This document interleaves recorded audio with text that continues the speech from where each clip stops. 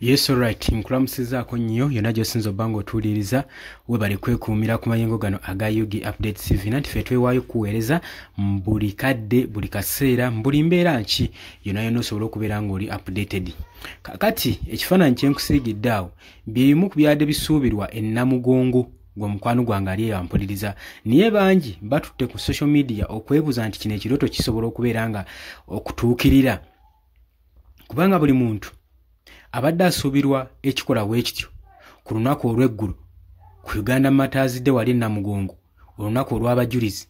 Jjukira nti nno luno olunaku lubeera International Day lukuŋŋaanya ab'ebitiibwa bangi omuli bannabyabufuzi omuli baministers omuli bannamawulire okukogatta n'abamadiini okwetooloola eggwanga lyonna. Terwawula ludda lwa gavumenti oba olw'opposition bonna basinkana awantu wamu tukitwale nti nno ebeeranga meeting point yaabwe. Ku mulundi guli Dr. Kiriza Besigye yali akyali ku buludde olw'ovuganya nga yaleebyaleebya Mwami Yoweri Kaguta Museveni ng'ali ku ludda olw'opposition.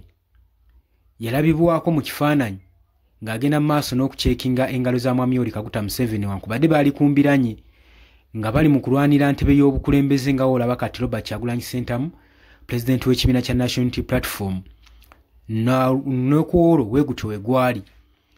Naye buli muntu yali alindiridde akaseera ako ak'okulaba Dr. Kiriza Besigye ng'aceekinga engalo za Mwami Yoweri Kaguta Museveni.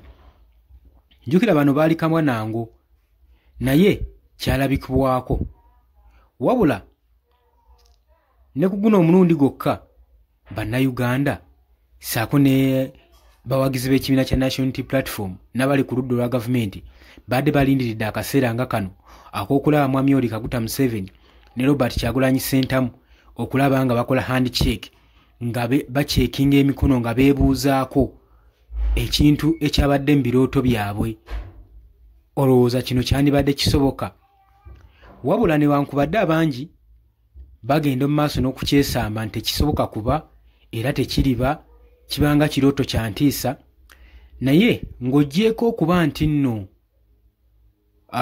ebyobufuzi Robert Kyagulanyi Ssentamu Bobi Wine okuceekinga engalo za Mwami Yoweri Kaguta Museveni kabanga kabonero akalaga obumu unite akalaga obumu mu ggwanga.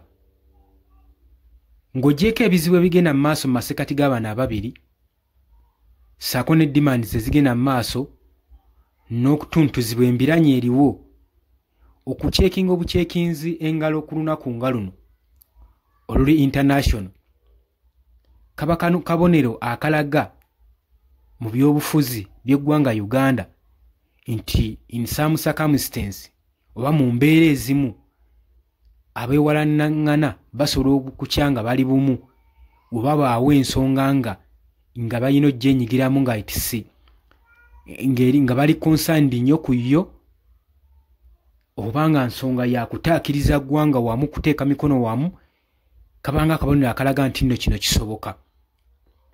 Naye bangi bandindiridde akaseera ako naye babadde bayiwa nsaano ku mazzi tekaatuukiridde. Era bangi bagenze ku social media okuteekayo opinioni zaabwe ne bareactinga ku nsonga eno nga bagamba nti ekiribeera kirooto kya ntiisa eri bannayuganda omusajja amaze emyaka n'emyaka nga ntuntuza bannayuganda ssaako n'ekibiina kino ekya National Unity Platform nga jjo juzi baakawamba bodyguard w'omukulembeze ono Robert Kyagulanyi Ssentamu amanyikiddwa nga Eddie Mutwe baakamuwamba jjo juzi. Kati ebisago n'ebivuna ekibiina kino ekya National Unity Platform n'abakulembeze baakyo kye balina n'obukyayi bwe balina ku kibiina kya Mwami Yoweri Kaguta Museveni ne kikulira yennyini nti ya paasoni waakyo bagamba nti nno tekiyinzika wadde n'akamu n'akeddagala. Babanga bali mu kwebaza emirimu gy'agenze maaso n'okutuntuza bannayuganda ssaako n'okubabonyabonya n'okuvoola eddembe ly'obuntu.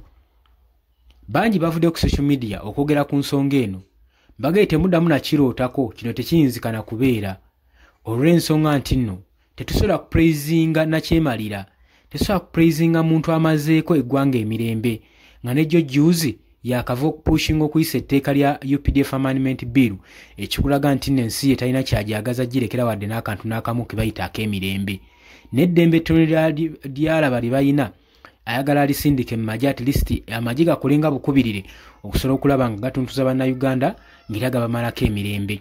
Ebyo nno by'owulira si bigambo bya mukutu guno wabula bigambo bya bannansi abagenda maaso ku mikutu gya social media ku bibanja eby'enjawulo okusobola okulaba nga bateekayo opinion yaabwe oba nga bateekayo ne concern yaabwe ku bigenda maaso mu ggwanga. Newankubadde okuzzaako emabega Yoweri Kaguta Museveni ateereddwako akazito eri amawanga ag'enjawulo n'abakulembeze mawanga ag'enjawulo okulaba nga etteeka lino erya UPDF Amendment Bill eryasayiningiddwa taliteekako wadde mukono n'akamu era kye kikyamuganyiza. Etteeka lino terinabeera active olw'ensonga nti nno omwami Yoweri Kaguta Museveni tanaliteekako mukono kuwa mwaganya eggye lya UPDF ne kooti yaabwe ya military court okubawa omwaganya okusobola okulaba nga bawuzisa ba civilian mu kootisi zaabwe. Wabula jjukira nti no Supreme Court yali yalolinga dda nga yagaana etteeka lino ng'egamba nti nno terisaanidde n'obumanyirivu tebalina wadde ettonde lya bumanyirivu kukozesa ba civilian. So tekyali tekivoola ssemateeka yokka wabula n'okuggyako kooti ensukkulumu omwaganya n'amaanyi okubanga baginafuya mu ngeri ya judiciary. Kati nno ensonga wetu we yalinyira enkandaggo wabula tuwuliddeko olwaleero nga Sudani British billionaire Mohammed avuddeyo n'akanvula ku ddoboozi n'agamba mwami Yoweri Kaguta Museveni byonna byonna by'obala tetusobola bikkiriza wano mu Afirika ne mutabani we yakulemye okukangavula ate oyagala kutuuza mutabani we ku ntebe y'obukulembeze bw'eggwanga Uganda tebajja kikkiriza mu Afirika. Kale ze zimu ku nsonga ezigenda mu maaso mu ggwanga osobola okujja mu comment section n'oteekawo endowoozayo. Ngulowooza akaseera ng'ako ke nkusiigiddeawo kalibeerayo kanaatuukirira ye bwe kanaatuukawo kali reflectinga kifaananyi kyeri bannayuganda naddala abayayaanira okukyusa eggwanga lyabwe wabula n'abo bennyininyini abagenda mu maaso n'okutuntuza bannayuganda naddala oludda oluvuganya gavumenti. Ngulowooza kina reflectinga kitya mu maaso gaabwe singa akaseera ng'ako kabanga akatuukiridde.